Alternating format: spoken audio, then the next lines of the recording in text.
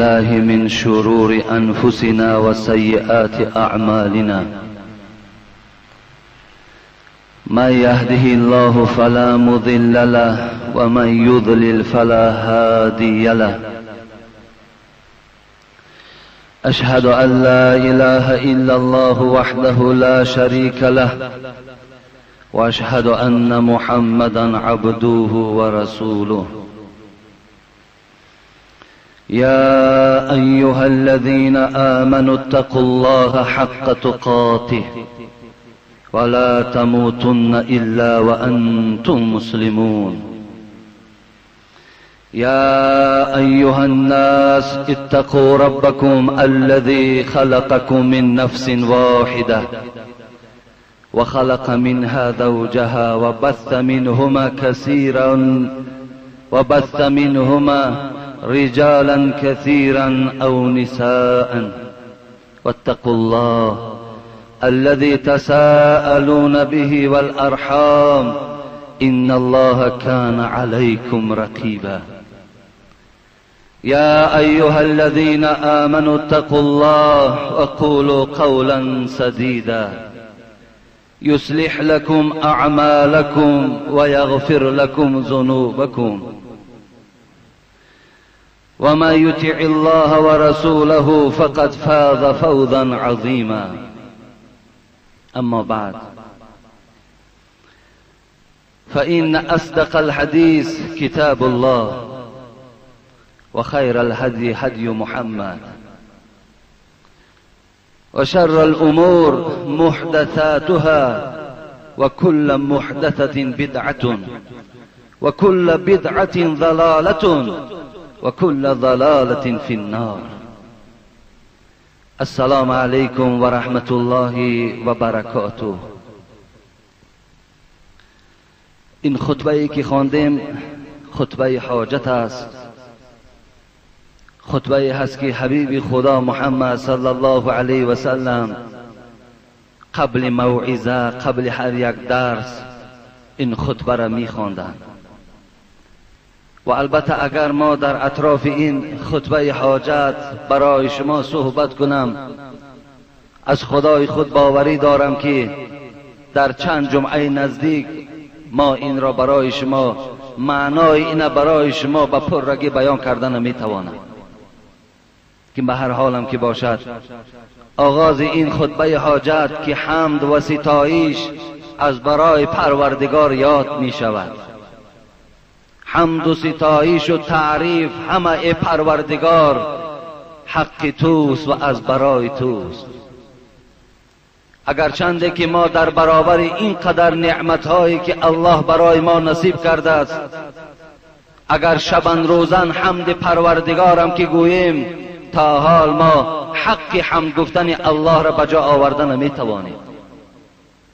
و این تعد نعمت الله لا تحصوها، پروردگار خود بیان می کند ای بندگان من، اگر آن قدر نعمتی که من برای شما دادم، اگر اونها را شما با تمام تکنیکای حاضر زمان حساب کنید، عدد این نعمت ها را شما رسیده نمی توانید.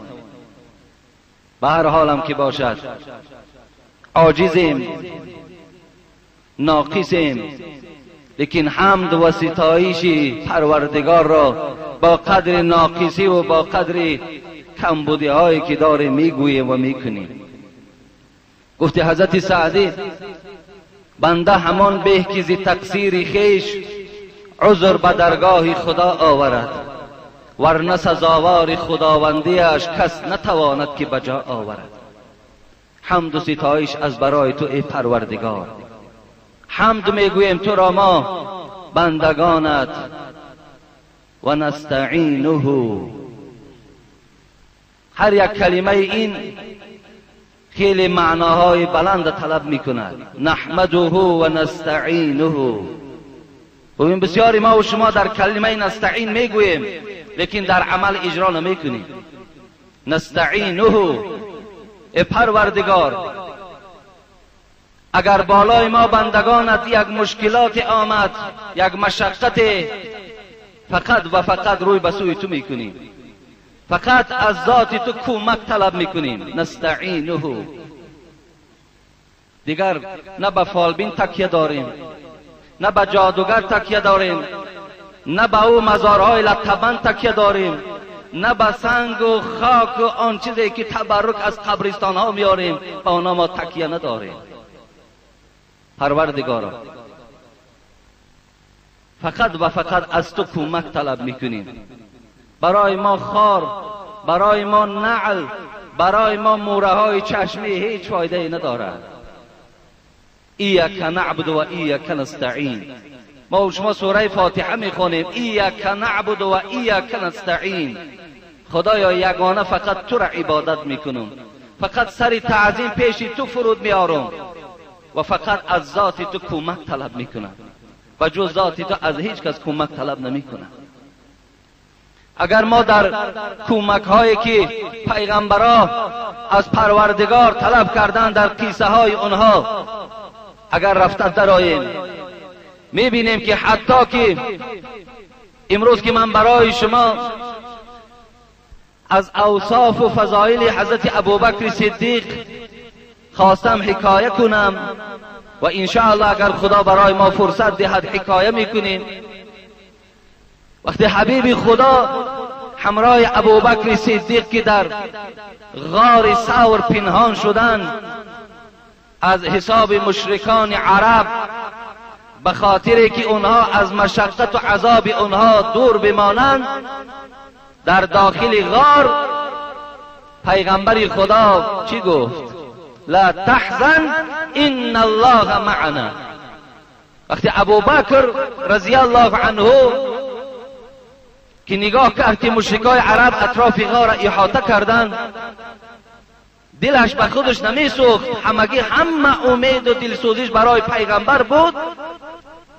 وقتی بی‌ضابطگی کرد، وقتی ناآرام شدن که گرفت، حبیب خدا به هیچ کس تکیه نداشت، فقط چی گفت؟ غمگین نباش، الله همراه ما هست. این جمله ها باید که همیشه در مینه سر ما و شما، در یاد ما و شما باید که جای داشته باشد. همه مشکلات ما نباید از الله پرسان کنیم، فقط تکیه بر خدا داشته باشیم. از حساب نافهمی هامون امروز تکیه به بعض بندگان خدا، به بعض گذشتگان کردیم، آمده به شرکیات در آمدیم.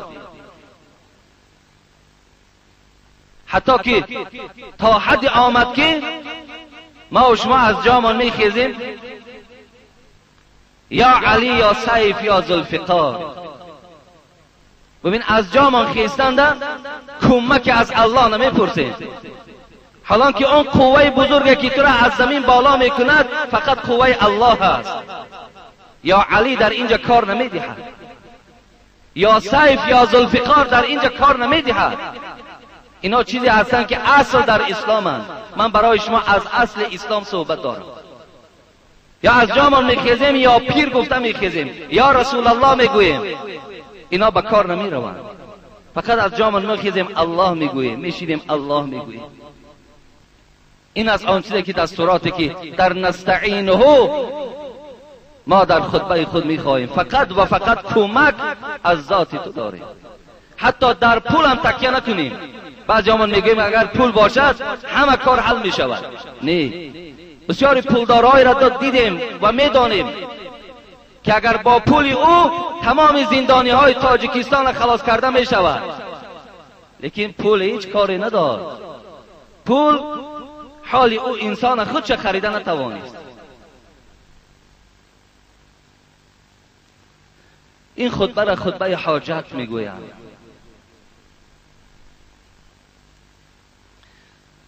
جمعه گذشته من اطراف این خطبه حاجت برای شما مفصلا شاید آهسته آهسته بیان کنم چه معناها دارد. جمعه گذشته برای شما وعده کرده بودیم که از صفتها و فضیلتهای حضرت ابوبکر رضی الله عنه برای شما صحبت میکنم.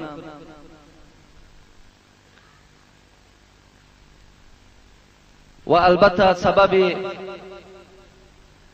این موضوع سبب این برنامه را چگونه که جمعه گذشتم اعلان کردم که بسیاری از برادران ما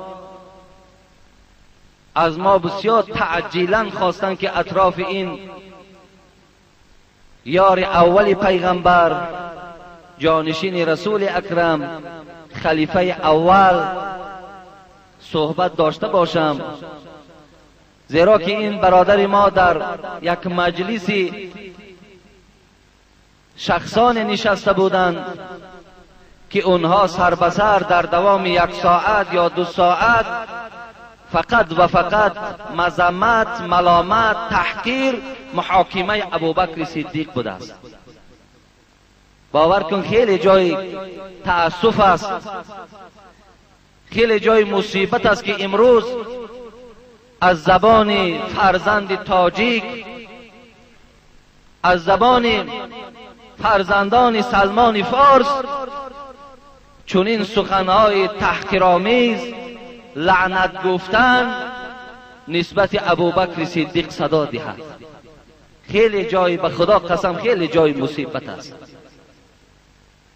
وقتی انسان نام ابوبکر میگیرد چه یک نام شیرینی هست، چه یک نام شیرین است. کجا اوصاف او را، کجا از صفتهای او وقتی که ما حکایت میکنیم. اونقدر جانگدازی و اونقدر محنت هایی که در اسلام این دوست خدا انجام دادند.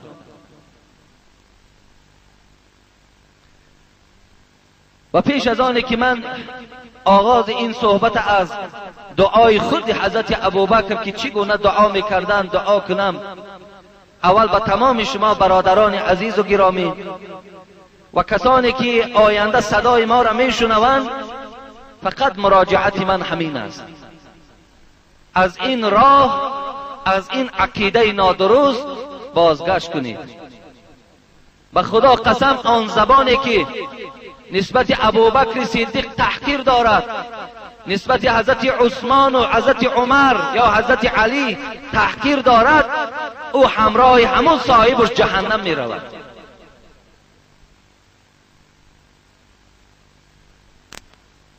در هر یک جایی که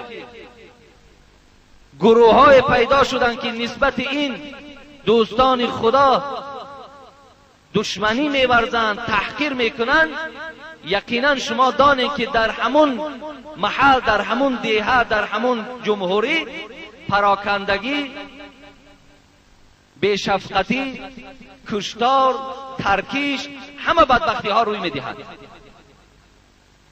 همه بدبختی ها روی میدهند. از این خاطر جوانای عزیز، در هر یک جایی که شما وقتی میشنوین یک شخص ابوبکر صدیق رضی الله عنه را محاکمه میکند، تحقیر میکند، اگر شما برای خود سکوت اختیار کنین، در جان خودتان جبر کردگین. شما باید سکوت اختیار نکنید، باید پیرو عقیده نادرست او انسان شما نشوین، زیرا فردا در زیر بیرق اونها شما همگیتان بعد در عذاب پروردگار روبرو میشوید. شکر وحدت، شکر آرامی، شکر این صلح و صلاح، شکر این مسجدهای پر از مردم، شکر این دروازه های مدرسه های کشاده، شکر این تبلیغ، این تشویق، شکر این میکروفون هایی که امروز در داخلش کلمه الله صدا میدهد. اینا را شکرانه کردن در کار. همه اینها اگر ما وقتی که شرایط دادن گرفتیم، تا چند اینا قوت گرفتن، این شرایط ها از دست ما و شما به شک می روند، در دست ما و شما باقی نمی ماند. دیگر مراجعت من امین از پدرای عزیز، وقتی بچه هاتان در کجایی که می خوانانین، دانید که وای چی می خواند، دانید که وای چی می خواند، کجا می رود، چی ها خوانده ایستاده است. امروز یگانه در تاجیکستان من، در تاجیکستان همه ما و شما، چندین بار فکری خود، عقیده خود بیان کردم یگانه مطابق و مناسب مذهب امام ابو حنیفه رحمت الله علیه است. برای همین آگاه باشیم بچه های ما و شما کجا می روند، چی ها می خوانند، پیرهای اونا کیا هست، چی تعلیم می دهند. و دیگر مراجعتی که دارم، مراجعتم این است هر یک انسانی که با این زبان نسبت این 4 یار پیغمبر تحقیر دارد، دشنام دارد، لعنت دارد، یا بعض شخصانی که نسبت حضرت امام ابو حنیفه رحمت الله علیه اگر زبانی طعن یا زبانی لعنت اگر کشاده میکنند، حدیث حضرت عقبه ابن عامر به یادم آمد که روایت ترمذی هست. حضرت عقبه آمدن گفتن یا رسول الله من نجات. اونا فقط نجات میخواستن در قیامت از خجالت و از شرمندگی، از بی‌ضابطگی خلاص باشند. ای حبیب خدا چیکار کنم که نجات میابم؟ اولین سخنی که حبیب خدا به عقبه گفت این چی بود؟ امسک علیک لسانک. ای عقبه زبان تا همیشه نگه دار، زبانت را همیشه نگه دار، تو فردای قیامت نجات میابی. مقصد اگر این زبانی که دوستان خدا را تحقیر کند، دشنام دهد، این زبان همراه صاحبش میسوزد. این زبان در پیشگاه پروردگار فردا جواب میگوید. خدا رحمت کند حضرت مولوی جنون رحمت الله علیه ما و شما را دادرای عزیز نصیحت میکند هوشیار باشین. من برای شما تاکید میکنم آینده ها باز دیگر فکرها و دیگر سخنها هم پیدا شدن میگیرد، لیکن ما زنده هستیم مرده هستیم اینا کسی نمیداند. فقط برای شما خبر میدهم، شما هر یک این نقطه، هر یک جمله ما را در ترازوی عقلتان سنجین، بعدا قبول کنین. و زینهاری بسد زینهار زبان از رنجش این مردان نگه دار. حضرت مولوی خدا رحمتش کند و زینهاری بسد زینهار زبان از رنجش این مردان نگه دار. همان قوم برآفت مبتلا شد، ز آزار دل مرد خدا شد. که 100 بار این جهان از آه دل سوخت، ولیکن به ادب عبرت نآموخت. شناس ای کور دل آتش نفس را، بکن اندیشه روزی پیش و پس را. سگ از اخلاص آمد جنس آدم، ز به اخلاص آدم شد ز سگ کم.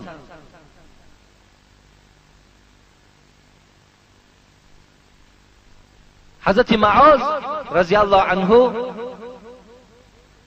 به جانب پیغمبر خدا گفتند یا رسول الله این لمؤاخذون بما نتکلم به. ای حبیب خدا گفت، حضرت معاذ گفتند آیا آن چیزی که از زبان ما بیرون می شود، با زبان ما گفته می شود، آیا با سبب همون سخن ما در پیشگاه خدا جواب می گوییم؟ حضرت معاذ گفتند حبیب خدا چی گفتند؟ ثکلت که امک یا معاذ. ثکلت که امک این دعا نیست، این همچون یک در عربها در یک رفت گپ این دعا را همچون استفاده میبرند، مثل تریبت یداک، مثل قاتلک الله. این کلمه های هستند که عربها در رفت گپ استفاده میبرند. و سوی معاذ چی گفت؟ ثکلت که امک، مادر در اعضای تو نشیند یا مادر تو را گم کند. وقتی که حضرت معاذ گفت از حساب زبان در پیشگاه خدا ما جواب میگوییم، و حبیب خدا چی گفتند؟ هل یکب الناس فی نار جهنم علی وجوههم الا حسائد السنتهم. حبیب خدا گفت مادر تو را گم کند این معاذ. آن انسانهایی که سرازیر در جهنم پرتافته می شود، همه اونها از حساب انمین حاصل زبانشان است. برای همین دادرای عزیز مراجعت خودم را همینجا خاتمه میبخشم و فقط برای شما همین گفتنی هستم، احتیاط کنید، این عقیده نادرست در خودتان راه ندهید. فقط و فقط امروز ما الحمدلله مسلمان هستیم، برای ما عزیز و مقدس است قرآن، احادیث های رسول اکرم، و امروز اکثریت ما که پیرو مذهب امام ابو حنیفه رحمت الله علیه هستیم، باید که دفاعی از صاحب مذهب ما هم داشته باشیم. من میخواهم که عقیده خود حضرت امام ابو حنیفه رحمت الله علیه را از فقه اکبر صاحب مذهب ما و شما نسبت این چهاریار چی گفتند، انا همین عقیده را باید ما و شما داشته باشیم. عقیده حضرت امام ابو حنیفه، حضرت گفتند افضل الناس بعد النبی علیه الصلاة والسلام ابو بکر صدیق، ثم عمر ابن الخطاب، ثم عثمان ابن عفان ذی النورین، ثم علی ابن ابو طالب المرتضى رضی الله تعالی عنهم اجمعین.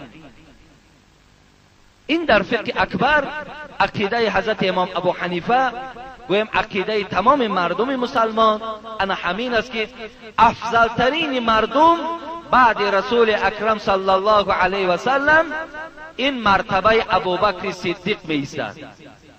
بعد حبیب خدا از همه افضل ترین مردم کی بوده است؟ ابوبکر صدیق رضی الله عنه بوده است. بعد از این عمر فرزند خطاب می باشد. بعد از این حضرت عثمان ابن عفان می باشد. بعد از این علی فرزند ابی طالب می باشد. خلافت ایشان هم با همین ترتیب، خلافت شانم انا با همین ترتیب، اول ابو بکر، بعد عمر، بعد عثمان، بعد علی رضی الله عنهم. در دوام حضرت امام ابو حنیفه چی گفتند؟ عابدین ثابتین علی الحق مع الحق و نتولاهم جمیعا. این عقیده است، این عقیده را همه ما و شما باید قبول داشته باشیم. این چهاریار پیغمبر عابدین، اینا عبادت گزار بودند، اینا شب و روز در عبادت پروردگار بودند، از ذکر خداوند ذره خالی نبودند. ثابتین علی الحق مع الحق، اینا همیشه حقیقت جوی بودند، فقط پیرو حق بودند. و وظیفه ما اهل سنت و الجماعه این است که این چهاریار دوست داریم. در دوام حضرت امام ابو حنیفه چی گفتند؟ ولا نذكر احدا من اصحاب رسول الله علیه الصلاة والسلام الا بخیر. انا این عقیده ما و شما است. یاد نمی کنیم هیچ صحابه پیغمبری خدا را مگر که به حق، مگر که به خیر. ببین هر یک صحابه پیغمبر وقتی که در مجلس ما و شما نامش گرفته می شود، چه حضرت عمر باشد، چه ابوبکر صدیق باشد، چه حضرت علی، عثمان، چه دیگر گویم ابو موسی اشعری باشد، چه حضرت ابو طلحه باشد، چه حضرت عبدالرحمن ابن عوف باشد، مقصد هر یک صحابه پیغمبری خدا، هر وقتایی که اگر نام ایشان گرفته شود یا وقتی اطراف اونها در کجایی که محاکمه رود، یقین فقط خیر یاد کنید. اگر چنده که از اونا کاری بدم که گذشته باشد، کاری بدی اونا از روی اجتهاد بود، از روی فسادی و سرکشی نبود. به این خاطر اگر کاری بدم که از دستشان گذشته باشم، ما باید که به خیر یادشان کنیم. هیچ وقت نگذاریم که صحابه های پیغمبر خدا زیر تحقیر و محاکمه ما و شما قرار گیرند. این ده ما حق نداریم. چنانه که الان من از فقه اکبر برای شما عقیده حضرت امام ابو حنیفه را خواندم. کدام صحابه پیغمبر که نامش گرفته شد شما چی گویین؟ رضی الله عنه، خدا از او راضی باشد. اگرچه در تاریخ بعضی اگر کردار بدشان هم که خوانین، شما گویین خدا رحمت و مغفرتشان کند. زیرا که برادرای عزیز و گرامی، به خدا وقت تاریخ صحابه را انسان میخواند، در این مسلمانی که ما و شما داریم انسان شرم میکند، انسان شر میکنه در این مسلمانی که ما و شما داریم. حبیب خدا در حدیث متفق علیه روایت می شود خیرکم قرنی ثم الذین یلونهم ثم الذین یلونهم. این از فضیلت اصحاب پیغمبر است. وقتی ما صحابه پیغمبر خدا را وقتی اگر تنقید کردیم یا زیر ملامت و محاکمه قرار دادیم، ما در برابر این حدیث پیغمبر خدا گناهکار هستیم. ببینید چی میگوید پیغمبر خدا؟ خیرکم قرنی، بهترین شما ای بندگان خدا آن کسانی هستند که در قرن من زندگی میکردند. ببین قرن گفته چی را میگویند؟ یک عصر را میگویند. یک عصر 100 سال در بر میگیرند. ببین حبیب خدا گفت آن بندگانی که در 100 ساله همراه من بودند یا هم عصر من بودند، اینا بهترین شما با حساب میروند. بهترین ما و شما کسانی بودند که هم عصر پیغمبر خدا بودند. در برابر این من باید قید کنم که این چهاریارم که داخل شود، صحابه های پیغمبرم که داخل شود، حضرت امام ابو حنیفه هم در همین قرن پیغمبر خدا به دنیا آمدند. امروز از بعض کودکا گویم یا از بعض گویم شخصان الهیده وجود دارد که حتی نسبت حضرت امام ابو حنیفه هم بدگویی دارد، حتی ایراد از حضرت امام ابو حنیفه میگیرد. بهترین قرن من است. حبیب خدا گفتند. بعد از آن باز یاد کردند ثم الذین یلونهم ثم الذین یلونهم. مقصد از این کیست؟ تابعین و تبع تابعین است. کسانی که صحابه های مرا دیدند و آن کسانی که کسانی را دیدند که اونا صحابه های مرا دیدند. امام نووی خدا رحمت و مغفرتش کند در شرح ریاض الصالحین نزهة المتقین میگوید که تا دوره تابعین و تبع تابعین همگی 220 سال سپری شده است.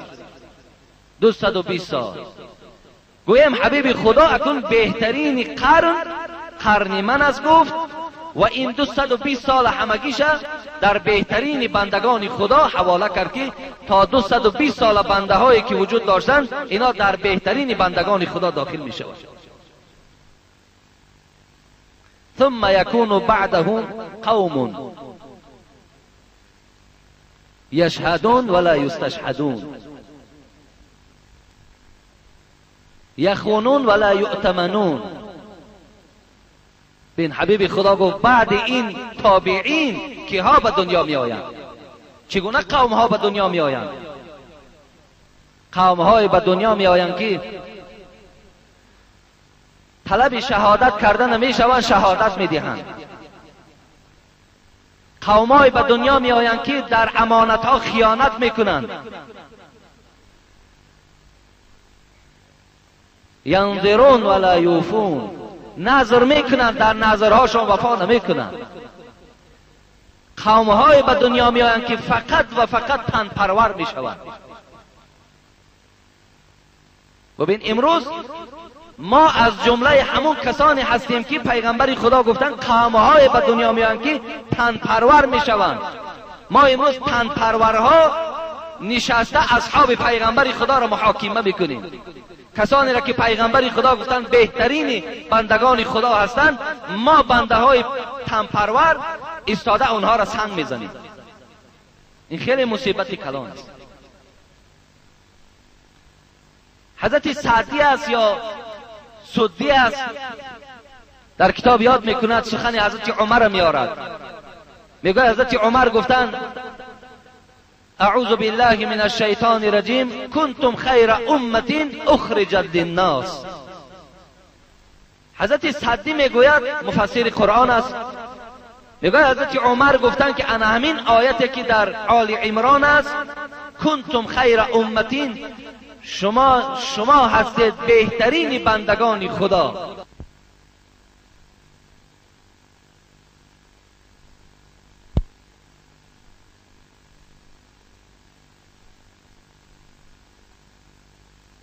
کنتم خیر امتینه که خداوند گفت بهترین بندگان خدا شما هستید، میگوید اشاره به سوی صحابگان پیغمبر است. زیرا اگر خداوند لفظ انتم را استفاده می برد در جای کنتم انتم را استفاده می برد، پس همه ما و شما در او داخل می شدیم. لیکن وقتی کنتم خداوند گفت میگوید اشاره به سوی اصحاب پیغمبر است. شما هستید ای صحابه های پیغمبر بهترین بندگان خدا هستید، زیرا که اینا بندگان بودند. برادرای عزیز و گرامی، والله که مثل خانه های ما و شما خانه نداشتند، مثل لباس های ما و شما لباس نداشتند، مثل خوردنی هایی که ما و شما داریم مثل این خوردنی ها نداشتند. اینا بسیار بسیار بسیار بسیار بیچاره ها لاغر بودند، بسیار بسیار گیم زرد رخساره بودند. بازم بی قوتی و ناتواناییشان شب و روز باز عبادت پروردگار در قائم بودند. عبدالله ابن مسعود میگوید یک شخص مسجد رسول اکرم در آمد و گفت کیها هستند همون شخصانی که پروای دنیا نداشتند لکن مشتاق فقط آخرت داشتند؟ کیا هستند اونا؟ این مرد میگوید درک نداشت. حضرت عبدالله ابن مسعود میگوید دستی او را گرفتم آوردم نزد قبر رسول اکرم که در پهلوی ایشان ابوبکر صدیق خواب بود و حضرت عمر. گفتم آن شخصانی که پروای دنیا نداشتند و به دنیا تکیه نداشتند فقط مشتاق آخرت بودند، انا منها هستند رسول اکرم محمد صلی الله علیه و سلم و یار اولی و ابوبکر و عمر رضی الله عنه، انا منها هستند. ابوبکر اصل نام ایشان عبدالله بود، عبدالله. لقب صدیق داشت و لقب عتیق داشت، دو لقب داشت. پیغمبر خدا برای ابوبکر دو لقب گذاشته بود، یکی لقب صدیقی ما ابوبکر صدیق میگوییم، یکی لقب عتیق آزاد کننده، و کنیتش ابوبکر بود، نام اصلش عبدالله بود. صاحبای کتاب میگوید قد بلند داشت حضرت و بسیار لاغر بود، خراب بود، رخساره سفید کمگوش داشت، بسیار یک هیبت داشت، بسیار مویه های زیبا داشت. میگوید در دوره های جاهلیت پیش از اسلامیش دو زن داشت. میگوید یکی قتلته میگوید، دیگر ام رومان که مادر عایشه بود. بعد اسلام قبول کردن باز دو زن دیگر میگوید گرفت، یکی نام اسماء دیگر نام حبیبه. وقتی که ابوبکر صدیق از دنیا گذشت، این زنی که در دوره اسلامی به نام حبیبه گرفته بود حامله دار بود. در شکمش سیوم دخترش ام گلسوم بود. همگی 6 فرزند داشت: عبدالله، عبدالرحمن، محمد. عبداللهش در جنگ طائف یردار شد، در پشتیبانی از دین اسلام، از قرآن، از محمد صلی الله علیه و سلم یردار شدند. حتی همون تیری که میگوید در جسد بچهش عبدالله زدگی بود، همون تیر در خانهش بود، نگاهش میداشت دایم. اول خلافتی که شروع کرد، بچهش عبدالله از حساب همون زخمی در جنگ جان به حق تسلیم کرد. دیگر بچه های او عبدالرحمن و محمد در حیات بودند. 3 دختر داشتند: اسماء، حضرت عایشه و ام گلسوم. 3 دختر داشتند.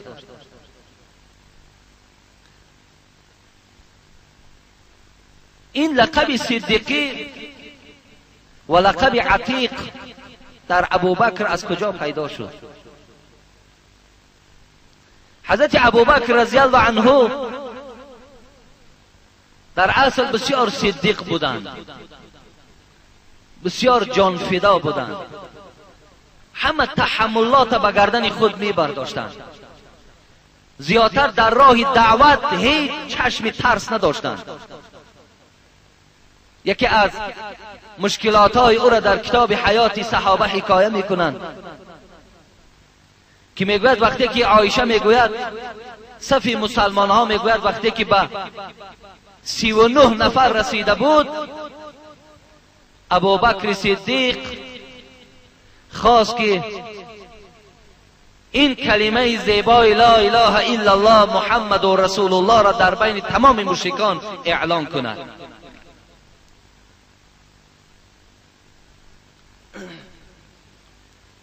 بعدا پیشنهاد کرد به رسول اکرم صلی الله علیه و سلم که حبیب خدا، من هیچ طاقت کرده نمیتوانم که این کلمه زیبا را و این دین حق را در سینه خود مخفی نگه دارم. اگرچند که حبیب خدا برای اینا توصیه داده بود تا زمانی که اگر نفران ما زیاد نشود، قوه ما بزرگ نشود، در برابر اینا ما ایستادگی کرده نمیتوانیم. ابوبکر صدیق غیرت داشت، جسارت داشت، از فشار نمی ترسید، از دوغ و پوپیسه نمی ترسید. بالای ما اندک فشار آید در حال قفانشینی میکنید.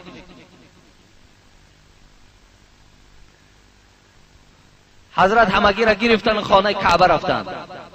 39 مسلمان، 39 نفر در برابر این قدر هزارها مشرکایی که دشمن محمد و دشمن قرآن بودند.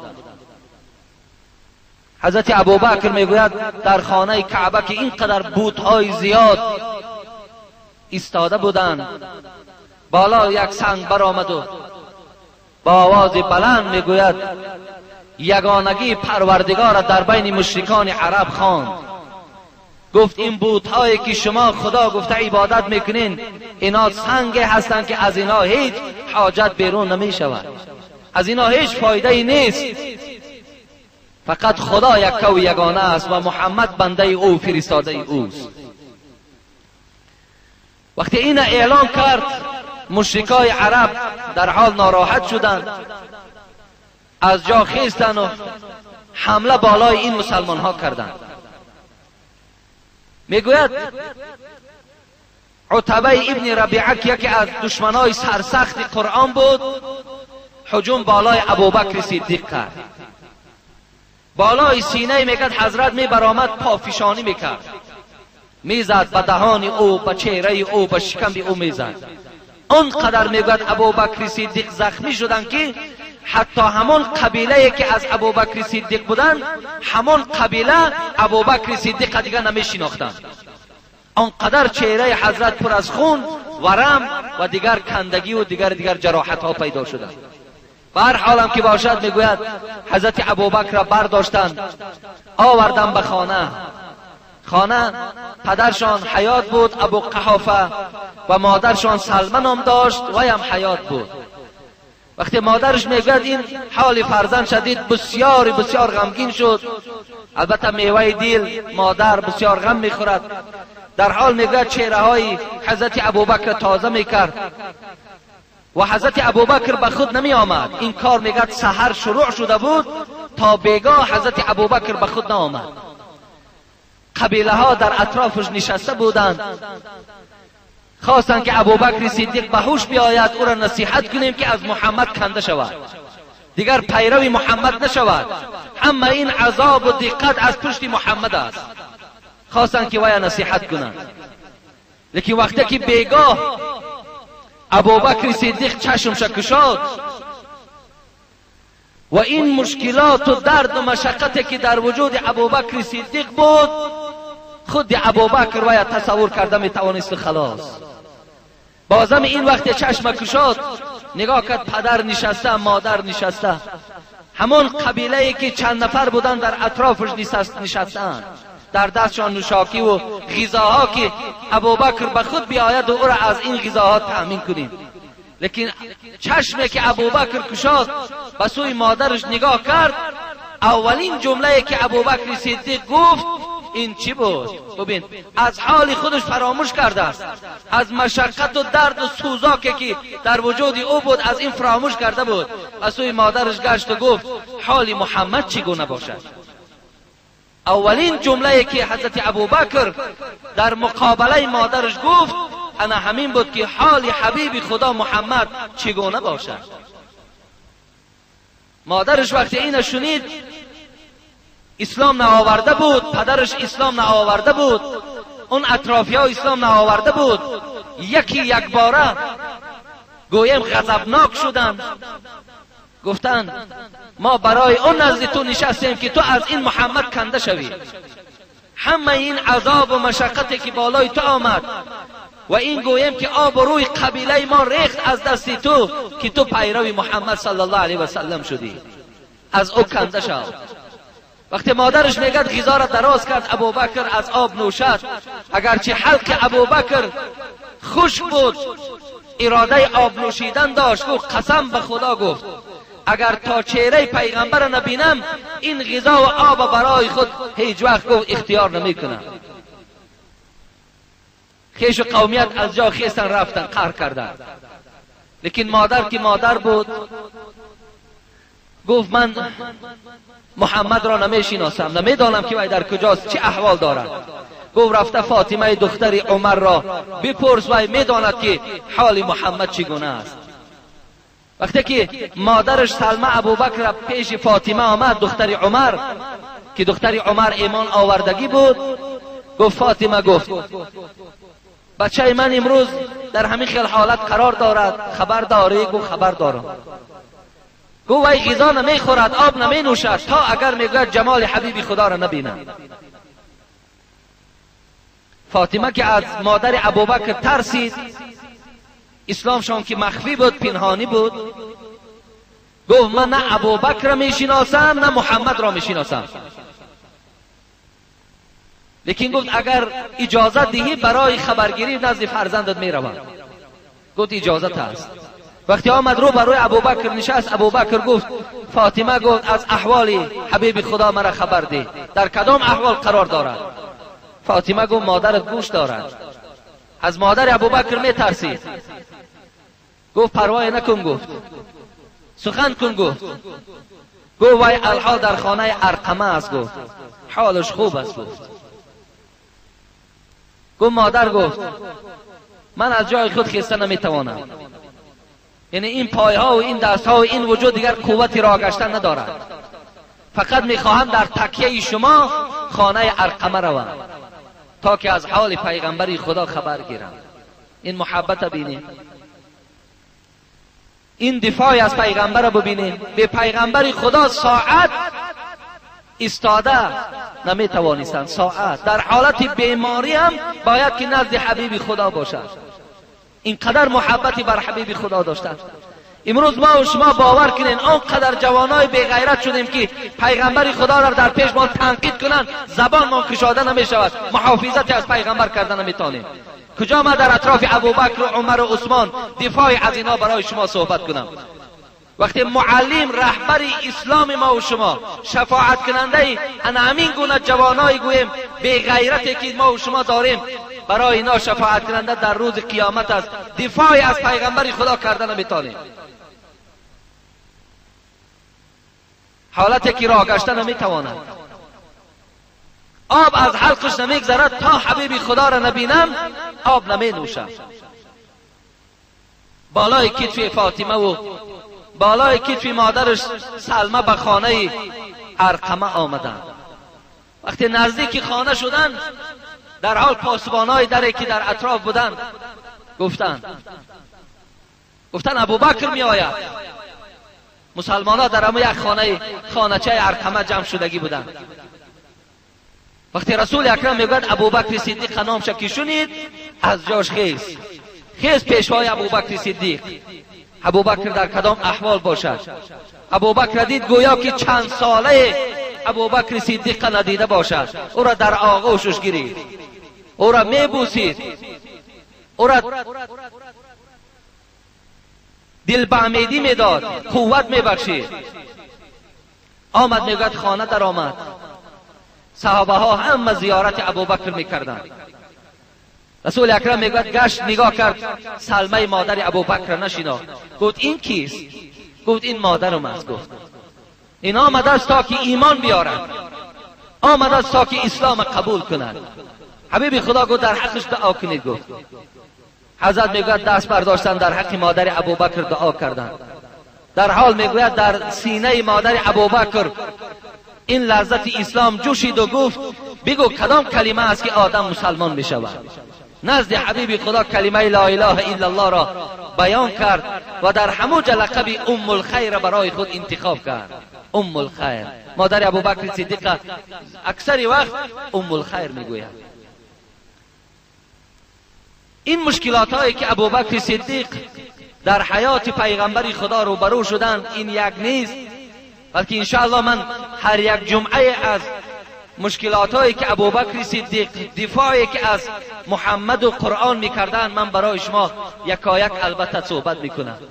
ابو موسی اشعری رضی الله عنه میگوید روزی در خانه طهارت کردم و اراده کردم که امروز رفته لاکونن بواب رسول الله صلی الله علیه و سلم، امروز برای خود فقط اختیار میکنم تا بگاه دروازه‌بان پیغمبر میشوم، نزد دروازه امید نشینم، خدمت رسول اکرم رو میکنم.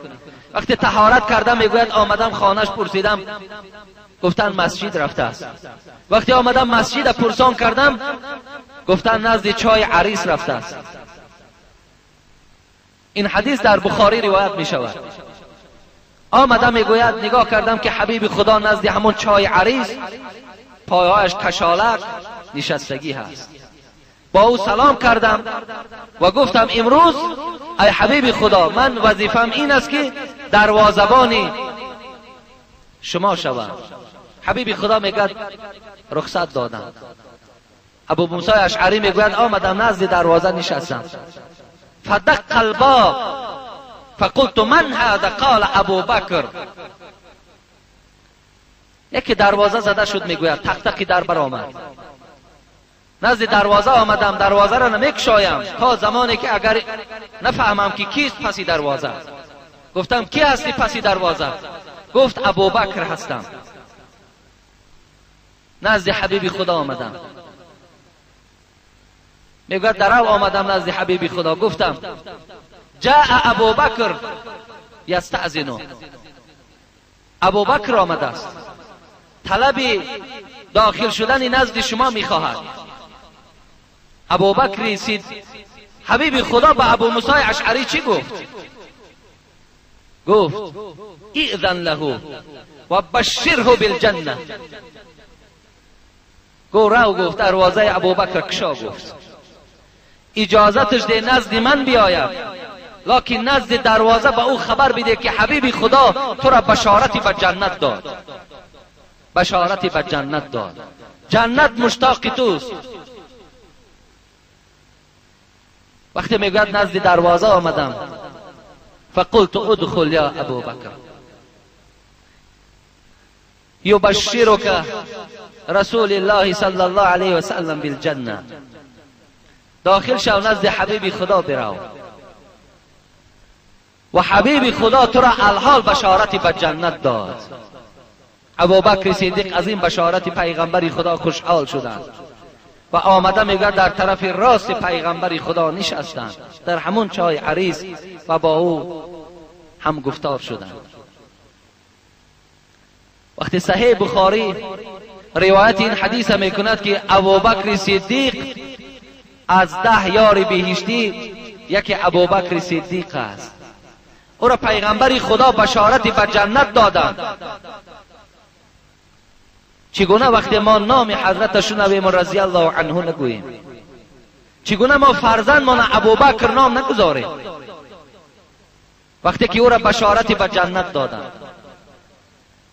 چگونه ما مشتی در دهان همون جوانمردی که نام ابوبکر میگیرد و او را سرزنش میکند مشت به دهان او نزنید؟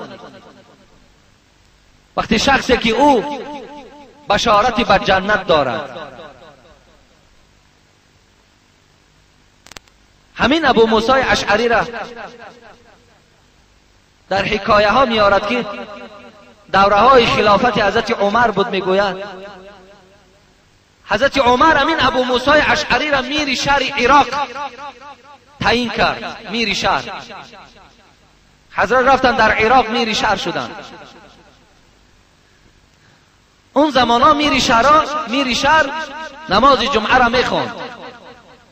نماز جمعه مردم هم میر شهر پیش میدرآمد و مردم خطبه میخواندند. برآمد میگه ابو موسی اشعری و خطبه خواندند. در اول خطبهشان حمد و ثنای پروردگار گفتند و خطبه را وقت تمام کردن در حق خلیفه دوم پیغمبر که همون زمان در خلیفگی نشسته بود حضرت عمر بود، در حق حضرت عمر دعا کردند. ولی امروز عقیده اهل سنت و الجماعه همین است که باید در حق رهبر باید دعا کنیم ما. ولی اگر دعا کنی بعضی آدما کچفه من میگن بازی چی مقصد داشته باشد.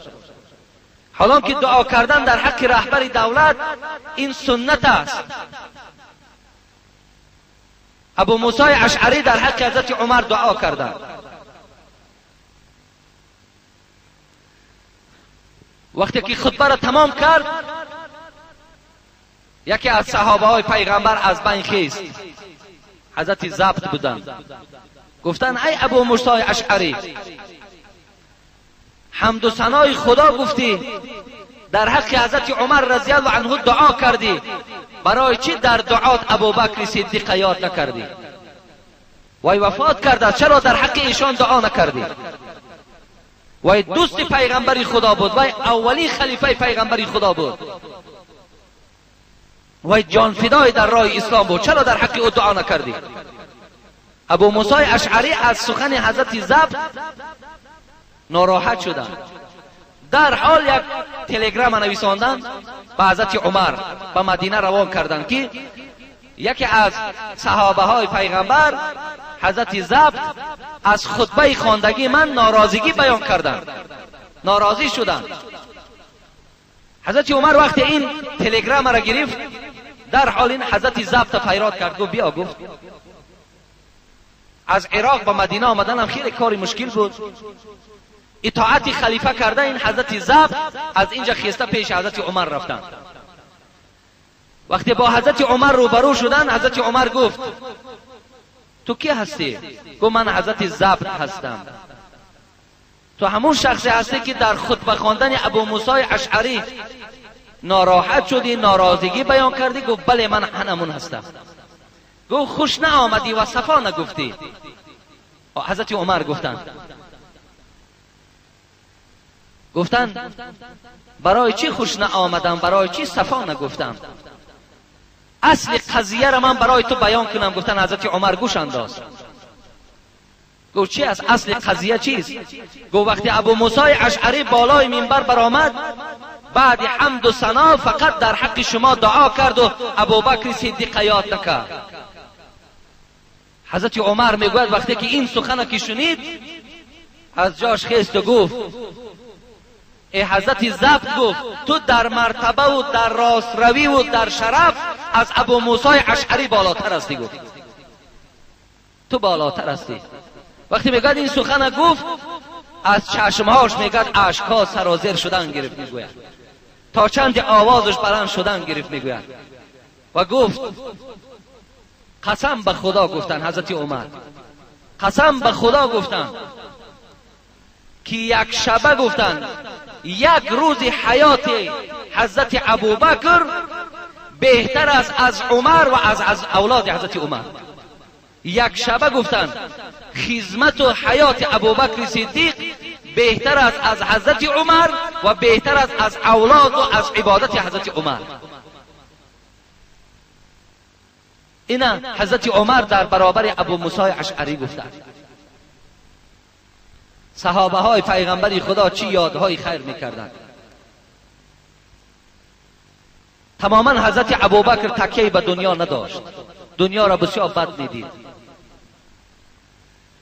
انشاءالله من جمعه آینده اطراف قصه غار که چگونه حبیب خدا هجرت کردن، به غار رفتن. در غار چی کار کردن؟ چی خدمتار ابوبکر صدیق در غار کرد و برای چی لقب حضرت ابوبکر عتیق است، کی را آزاد کرد؟ جمعه آینده انشاءالله من برای شما صحبت میکنم. لیکن فقط مقصدم این است که شما برادرای عزیز و گرامی بیدار شوین که این عقیده ای که من برای شما خوانده دادم، این باید عقیده همه ما و شما باشد. برای آن گروه هایی که امروز سنگ زننده این چهاریار پیغمبر است، باید در جای ما و شما جای نداشته باشند. آن کسانی که امروز چهاریار پیغمبر خدا را سنگ میزنند، اونا باید مورد محاکمه در بین ما و شما قرار گیرند، زیرا اینا هم در دنیای ما خلل دارند، هم در آخرت ما. اینا البته از دیگر جانب قوه میگیرند، از دیگر جانب این عقیده ها را برای خود قبول میکنند. برای این باز میگویم که دادرای عزیز، پدرای عزیز، میلش بچه های شما بگذار خوانند، لیکن نگاه کنید که در کجا میخوانند و چی میخوانند. اینش بسیار با دقت باشید، نشود که فردا باز گوییم که از گروه جنگجویانه و از گروه پراکنده میکردگی این مردم ما و شما شوند. احتیاط کنید در این باب. خب اینجا برادرمان یک مکتوب دادن با یک مبلغ. سلام اکای داملا حاجی مرزا، عرض احترام مرید شما حاجی عبیدالله از شهر دوشنبه، با کمال احترام این تحفه من بیمار هستم، در حقم یک دعا کنید. با احترام حاجی عبیدالله. اینجا یک مبلغی به $100 هم روان کردن که در حق ما دعا کنید. این برادر حاجی عبیدالله که بیمار هستم، خداوند این برادرمان حاجی را شفای کامل و شفای عاجل خدا نصیب روزیش بگرداند. آمین و رب العالمین. اینجا یک مکتوب دیگر هم بسیار ضروری بوده است. راستی بار خیلی وقتم تمام شده است، همین قدرش برای شما میگویم که میگه در محله ما پنجشنبگی ها من شده است، اما هر بگاهی پنجشنبگی سنگچه میگردانند و امام قوم را جمع کرده با ما جوانان میگویند که آینده این کار در دست شماست. آیا این کار درست است یا نه؟ آینده این کار در دست شما نیست. جوانای عزیز، اگر از من مصلحت گیرین، شما این سخنی که همین پنجشنبگی در دست شماست، آینده در دست شماست، اصلا در دست نگیرینش، قبولش هم نداشته باشین. چیزی را قبول کنین که قرآن اطراف او به ما سپارش داده است، حبیب خدا اطراف او سپارش داده. 3 دختر پیغمبر خدا در حال حیاتش گذشتند، 3 دخترش از 4 دختری که داشتند، 3 دختر او در حال حیاتش گذشت. فقط یک تاش فاطمه 6 ماه بعد رسول اکرم از دنیا گذشت. زینب از دنیا گذشت، کلثوم از دنیا گذشت، رقیه از دنیا گذشت، لیکن در هیچ کدام دخترای پیغمبر خدا پنجشنبگی وجود نداشت. اگر همون حبیب خدا این عمل میکرد، امروز ما با چشم و با سر قبولش داشتیم. برای همین این در دست شما نیست. بله در دست شما هست جوانای عزیز، فقط مبارزه علیه این برای مبارزه برای این در دست شماست، لیکن جانبداری و کمک نکنید در این. سنگچگردانی را یک بار دیگر من گفته بودم برای شما که این سنگچگردانی هم نه به قرآن ثابت است نه به حدیث های رسول اکرم. بسیار دلت می سوزد، آیت قرآن بخوان، در حقش دعا کن. بهترین صورتش همین است. این سنگچگردانی چی معنی ندارد، این از ما و شما هم نیست. اختیارتون خیلی میگردونین نمیگردونین، من مسئولیت از گردن خودم دور کنم، دیگر توکل شما به خدا. مادری که فرزندش در خارجه در تحصیل علم هست و نبیردار شده است، در حقشان دعای نیک کنید. اینجا یک مبلغ دادم. یک برادرمان در خارج میخواند، در خارج صاحب فرزند شده است. خداوند اون برادر همراه فرزند و عائلش عمر دراز و تنی صحت و علم نافع و علم با عمل خدا نصیبش گرداند. آمین یا رب العالمین. برادر اسکندر پای افضال آوردن و یک مبلغ آوردن. یک برادر علیشیر برادرمان 5 دانه دیگه